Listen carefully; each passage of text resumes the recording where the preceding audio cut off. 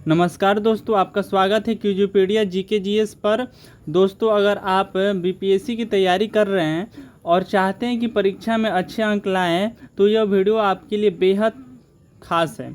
यहाँ हम आपको बताएंगे सबसे महत्वपूर्ण जीके जीएस प्रश्न, ट्रिक और स्ट्रेटजी जो आपकी तैयारी को और मजबूत बना दे। तो चलिए शुरू करते हैं आज का सेशन और जानते हैं वे सवाल जो बीपीएससी में बार बार पूछे जाते हैं।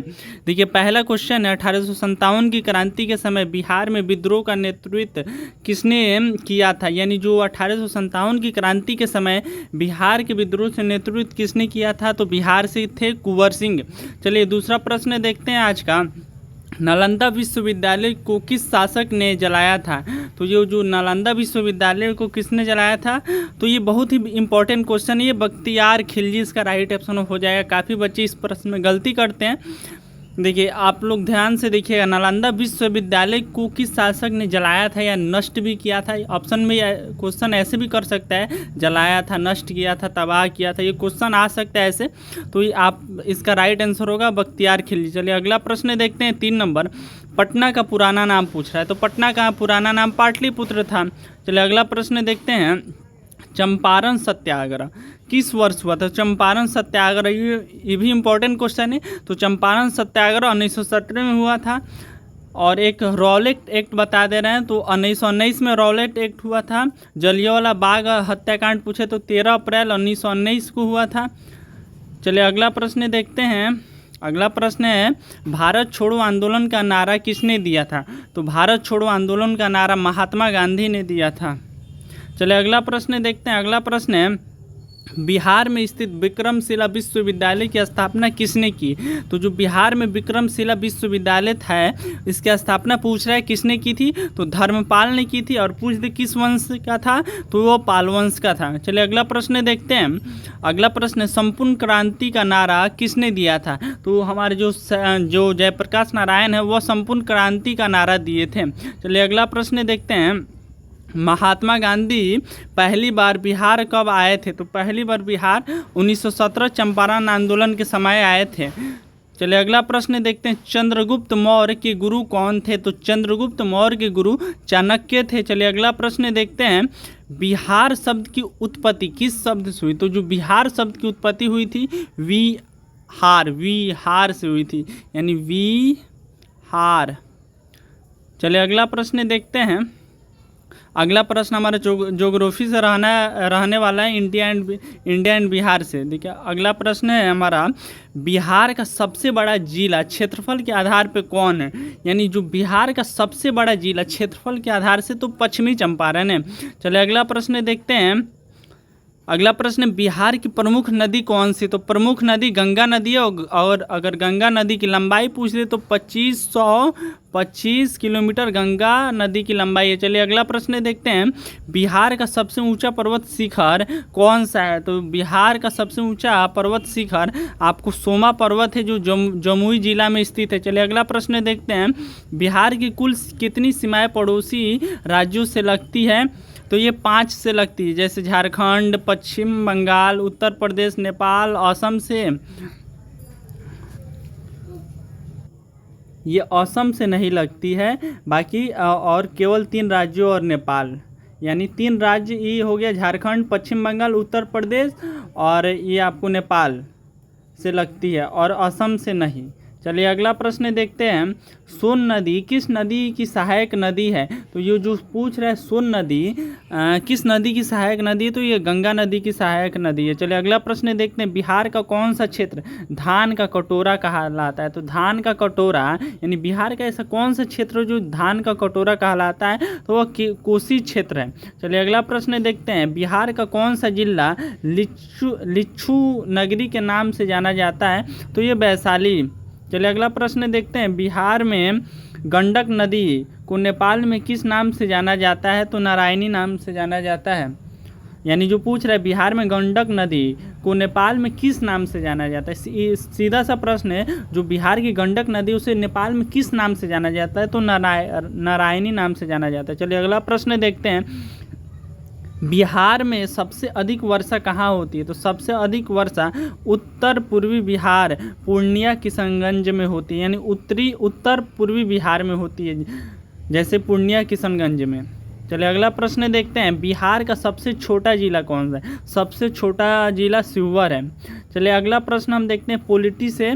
इसमें पॉलिटी और कॉन्स्टिट्यूशन यानी पॉलिटी और संविधान से मिक्स क्वेश्चन आपको मिलेगा। चलिए 21 नंबर प्रश्न है, भारत का संविधान कब लागू हुआ था? भारत का संविधान 26 जनवरी 1950 को लागू हुआ था। अगर पूछ दे भारत संविधान कब अंगीकृत हुआ था, तो 26 नवंबर 1949 को अंगीकृत हुआ था। अगर पूछ दे संविधान लागू कब हुआ, तो 26 जनवरी 1950 को लागू हुआ। चलिए अगला प्रश्न देखते हैं, संविधान सभा के अध्यक्ष कौन है? तो कौन थे? तो संविधान सभा के अध्यक्ष डॉक्टर राजेंद्र प्रसाद थे। चलिए अगला प्रश्न देखते हैं, मौलिक अधिकार संविधान के किस भाग में है? तो भाग 3 में मौलिक अधिकार संविधान भाग 3 में। चलिए अगला प्रश्न देखते हैं, भारतीय संविधान के जनक किसे कहा जाता है? तो भारतीय संविधान के जनक डॉक्टर भीमराव अंबेडकर को कहा जाता है। चलिए अगला प्रश्न देखते हैं, लोकसभा की अधिकतम सदस्य की संख्या कितनी है? तो 552, यानी जो लोकसभा की अधिकतम सदस्य संख्या वह है 552। चलिए अगला प्रश्न देखते हैं, अगला प्रश्न, भारत के राष्ट्रपति का चुनाव कौन करता है? तो भारत के राष्ट्रपति का चुनाव आपको निर्वाचक मंडल यानी सांसद व विधायक के द्वारा होता है। चलिए अगला प्रश्न देखते हैं,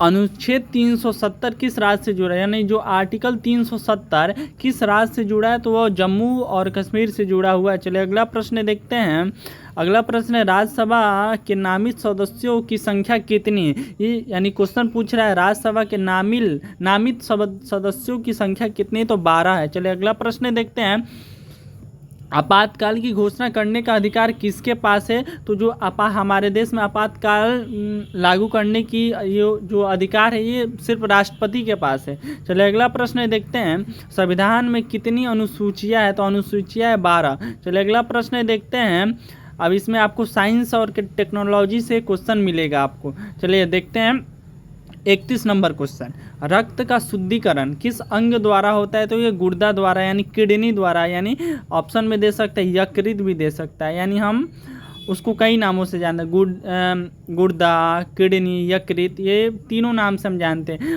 अगर ऑप्शन में दे ये तीनों तो आप एक टिक कर दीजिएगा। चलिए अगला प्रश्न देखते हैं, सबसे हल्की धातु, तो सबसे हल्की धातु आपको लिथियम है।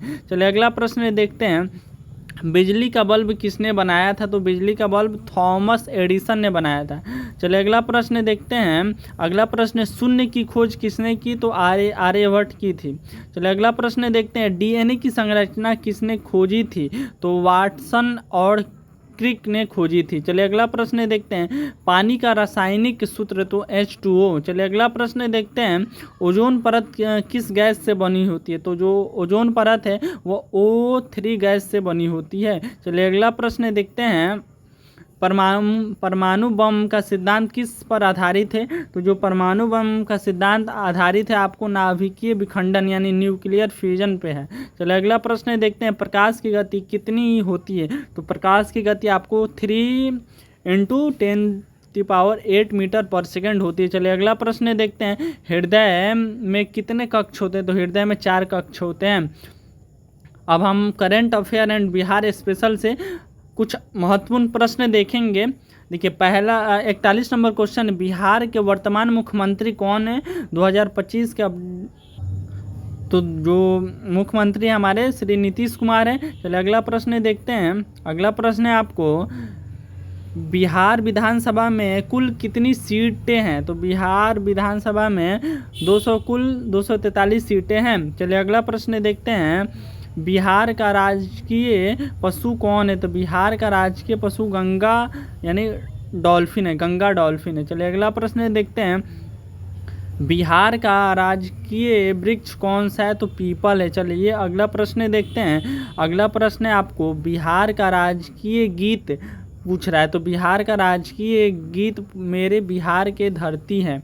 चलिए अगला प्रश्न देखते हैं, ग्रीन बिहार मिशन किससे संबंधित है? तो ये आपको पर्यावरण संरक्षण से संबंधित है। चलिए अगला प्रश्न देखते हैं, तो पूछ रहा है भारत के वर्तमान मुख्य चुनाव आयुक्त कौन है, तो ये आपको ज्ञानेश कुमार है। चलिए अगला प्रश्न देखते हैं। अगला प्रश्न है हमारा, भारत की पहली महिला राष्ट्रपति कौन थी, तो ये आपको राइट आंसर हो जाएगा प्रतिभा देवी सिंह पाटिल। चलिए अगला प्रश्न देखते हैं। 49 नंबर, चंपारण आंदोलन मुख्यतः किससे संबंधित है, तो ये नील की खेती से संबंधित है। इसे शुरू महात्मा गांधी ने किया था और कब शुरू किया था, 1917 में। चलिए अगला प्रश्न देखते हैं। अगला प्रश्न आज का लास्ट प्रश्न है, हाल ही में गंगा नदी डॉल्फिन को किस प्रजाति का दर्जा मिला है, तो इसका राइट आंसर हो जाएगा राष्ट्रीय जलीय जीव का प्रजाति का दर्जा मिला है। आज के वीडियो में इतना ही, मिलते हैं नेक्स्ट वीडियो में। अगर वीडियो अच्छा लगा होगा तो वीडियो को लाइक करिएगा, चैनल पे पहली बार आए होंगे तो चैनल को सब्सक्राइब कर लीजिएगा। मिलते हैं नेक्स्ट वीडियो में। ऐसे ही वीडियो देखने के लिए हमारे चैनल को सब्सक्राइब जरूर करिएगा, ऐसे ही आपको वीडियो मिलते रहेंगे।